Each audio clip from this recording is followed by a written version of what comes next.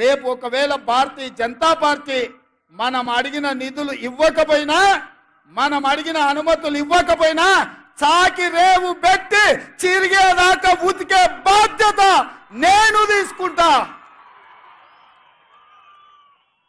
నరేంద్ర మోడీ తెలంగాణ అభివృద్ధిలో మనకు సహకరించకపోతే తెలంగాణ రాష్ట్రమే కాదు, దేశంలో అన్ని రాష్ట్రాలు తిరిగి నరేంద్ర మోడీకి వ్యతిరేకంగా నిలబడి కొట్లాడతా అని చెప్పి నేను ఈ వేదిక మీద నుంచి మాటిస్తున్న మిత్రులారా.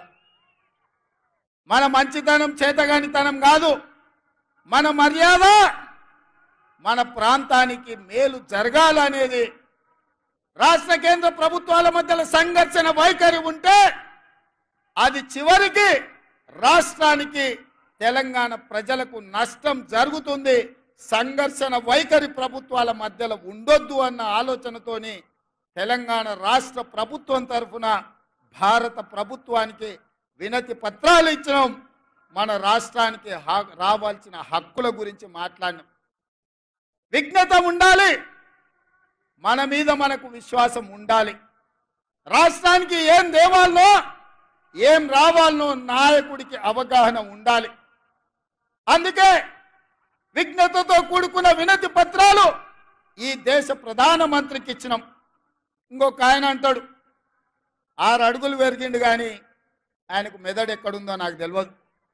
గాయలు ఎన్నడో చెప్పిన దూలం లెక్క పెరిగిండు కానీ దూడకున్న బుద్ధి లేదని. ఇవాళ హరీష్ రావు మాట్లాడుతున్నాడు, మీరు అందరు చూసారు.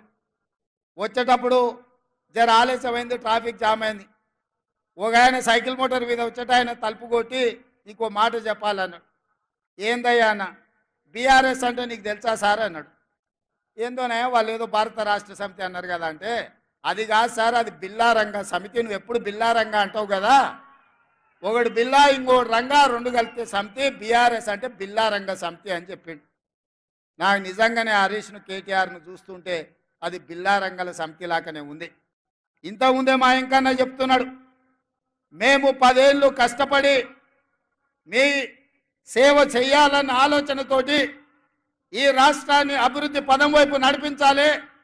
పనిమంతులుగా మేముంటే గాజ కింద పందికొక్కులాక 10 ఏళ్ళు ఈ రాష్ట్రాన్ని దోసుక తిన్నారు.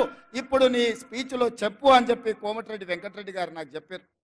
నిజమే, గాజ కింద పందికొక్కులాక ఇవాళ ఈ తెలంగాణ రాష్ట్రాన్ని దిగమింగిన కేసీఆర్ కుటుంబం ఇవాళ పదవి పోతే మతి భ్రమించి మన మీద మాట్లాడుతున్నారు. ఇవాళ అప్పుడే ఏమి చేయలేదు కాంగ్రెస్ పార్టీ అంటారు.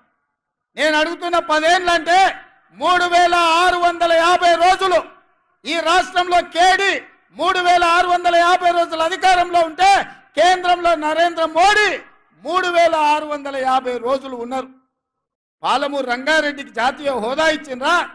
కల్వకుర్తి, భీమా, నెట్టంపాడు, కోయిల్ సాగరు, సంగమన్న ప్రాజెక్టులు ఏమైనా పూర్తి చేసిండ్రా? ఏమైనా పరిశ్రమలు తెచ్చిండ్రా? పాలమూరు యూనివర్సిటీకి నిధులు ఏమైనా ఇచ్చిండ్రా? మన పిల్లలకేమైనా కొలువులు ఇచ్చిండ్రా? మన పిల్లలకేమైనా ఫీజు రియంబర్స్మెంట్ ఇచ్చిండ్రా? ఏం చేసిండ్రు ఈ జిల్లాకు? ఆనాడు కరీంనగర్ జిల్లా నుంచి సాగు తప్పి కన్ను లొట్టబోయి వలస వచ్చి పాలమూరు జిల్లా ప్రజల కడుపులో తలకాయ పెట్టి కాళ్లకు దండం పెడితే మనం కదా ఆదరించి పార్లమెంటుకు పంపించింది చంద్రశేఖర్ రావు. 2009లో మేము గెలిపిస్తే సోనియమ్మ తెలంగాణ రాష్ట్రం ఇస్తే మా ఎంపీ గుండి ఈ తెలంగాణ రాష్ట్రానికి